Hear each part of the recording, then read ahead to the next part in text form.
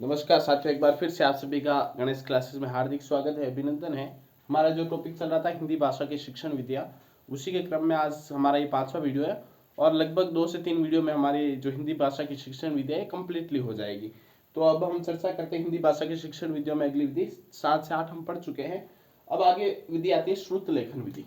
कौन सी विधि, कौन सा टॉपिक चल रहा है हमारा? हिंदी भाषा की शिक्षण विद्या, हिंदी भाषा की शिक्षण विद्या।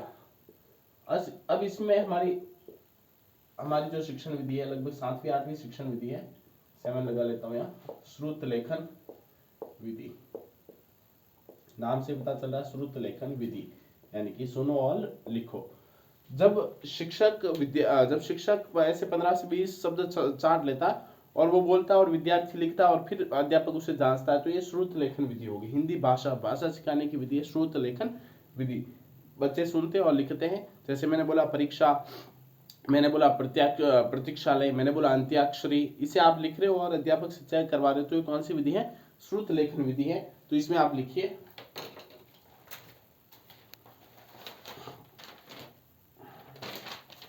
लिखिए आप, ठीक है ना। कोई वैसी देखो, वैसा कोई इंपॉर्टेंट यहाँ से प्रश्न बनने जैसा दिख नहीं रहा, लेकिन आप लिख लीजिए। थोड़ा सा आपको पता होना चाहिए श्रुत लेखन विधि होती क्या है।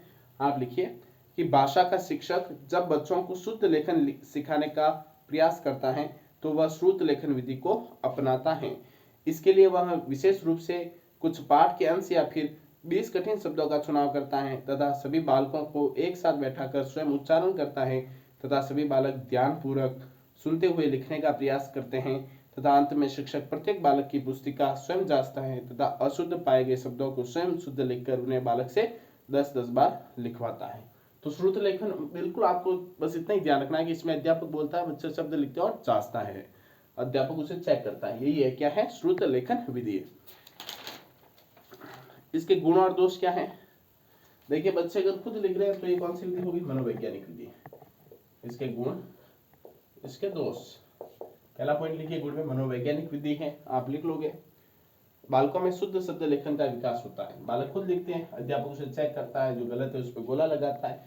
दूसरा पॉइंट लिखिए, बालकों में शुद्ध शब्द लेखन का विकास होता है। दोष में लिखिए, समय अधिक लगता है, अधिक समय खर्च होता है, क्योंकि अध्यापक बोलेगा, बच्चा लिखेगा, फिर एक एक चेक करेगा। कई बार शिक्षक योग्य नहीं होता है, उस ढंग से बच्चों को इसका अध्ययन या शब्द लिखवा नहीं पाता है। तो ये इसके गुण और दोष हो गए। यहाँ से वैसे कोई बड़ा प्रश्न बनने जैसा चांस दिख नहीं रहा है। श्रुत लेखन विधि होती क्या है, ये ध्यान रखना बस। फिर अगली विधि आती है पर्यवेक्षित विधि। इस विधि से प्रश्न बन सकता है। कौन सी विधि? पर्यवेक्षित विधि। डालिए आप, पर्यवेक्षित विधि लिखिए। इसमें आप देखिए, यहां से सबसे बेस्ट प्रश्न ये बनता है कि इस विधि को दिया किसने? डेजी मॉर्वल। किसने दिया? सबसे मोस्ट इंपोर्टेंट प्रश्न तो यहां से इस विधि से यही बनता है। पर्यवेक्षित विधि को देने का श्रेय जाता है डेजी मॉर्वल को। इसमें आप लिखिए, अमेरिकी विद्वान जॉन डेजी मॉर्वल ने अवलोकन व निरीक्षण विधि को, किस विधि को? लिखिए वही से ना, अवलोकन व निरीक्षण विधि। अवलोकन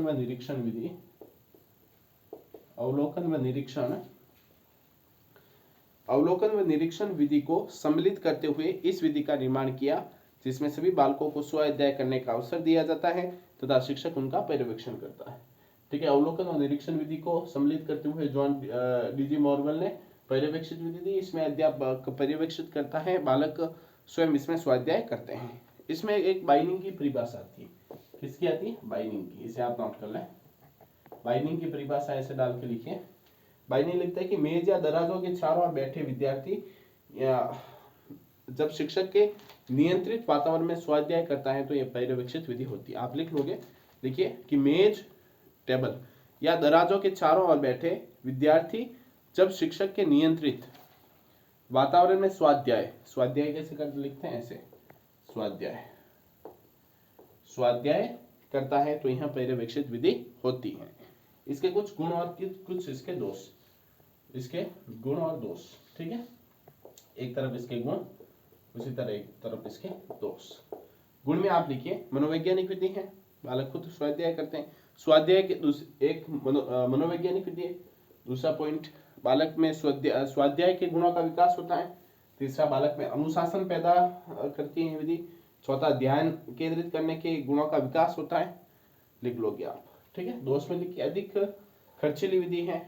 शिक्षक निष्क्रिय हो जाता है, उसका काम सिर्फ अवलोकन तक ही सीमित रह जाता है, ठीक है ना। दूसरा पॉइंट क्या है, पहला अधिक खर्चीली है, दूसरा शिक्षक निष्क्रिय हो जाता है, तीसरा प्रतिभाशाली बालकों में निरस्ता आती है, चौथा छोटी कक्षाओं के लिए विशेष उपयोगी नहीं है। आप एक एक बिंदु पर गौर करोगे तो आराम से आपको समझ में आ जाएगा। फिर उसके बाद हम लेते हैं पर्यवेक्षित विधि, हो गई हमारी, पहली श्रुत लेखन पढ़ी थी। अब इसके बाद आती है ध्वन्यात्मक विधि। कौन सी विधि? ध्वन्यात्मक विधि। ज्यादा विधियों में वैसे कोई वैसे बड़ी विधि बची नहीं है, खत्म हो जाएगी अगली 2 क्लासों में, 10-12 मिनट की क्लास है अपनी। वैसे ही ध्वन्यात्मक विधि प्लेलिस्ट इसकी बना ली है शिक्षण विधियों की, आप देख लें। देखिए, इसे देने का श्रेय माइकल सैमर। प्रश्न बनता क्या, मैं यही कहता हूँ कि इस चीज को समझ लेना कि प्रश्न यहाँ से कैसा बनता है, यही क्या है स्मार्ट स्टडी। माइकल सैमर ने इस विधि को दिया। सैमर के अनुसार यदि बालकों को एक मतलब ध्वन्यात्मक विधि है, यही है, मैंने बालकों के 1-2 शब्द बता दिए, चल बस, उसी के आधार पर बच्चों ने पल नल ऐसे शब्द बना दिए, यही क्या है ध्वन्यात्मक विधि। एक जैसे ध्वनि के शब्द बालकों को बताकर उसी के आधार पर जब बालक स्वयं शब्द बनाते तो ध्वन्यात्मक विधि होती। इस विधि में आप लिखिए, सैमर के अनुसार यदि बालकों को एक समान ध्वनि वाले कुछ शब्द लिखकर दिए जाते हैं तो बालक उनके आधार पर कई नए शब्द बनाने लगते हैं, जैसे छल, बल, फल, काम, दाम, नाम इत्यादि।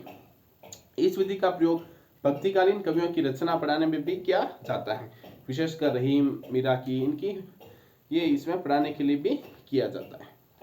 तो 3 विधि ध्वन्यात्मक विधि भी हो चुकी है, इसे आपने उम्मीद अब नोट कर लिया होगा।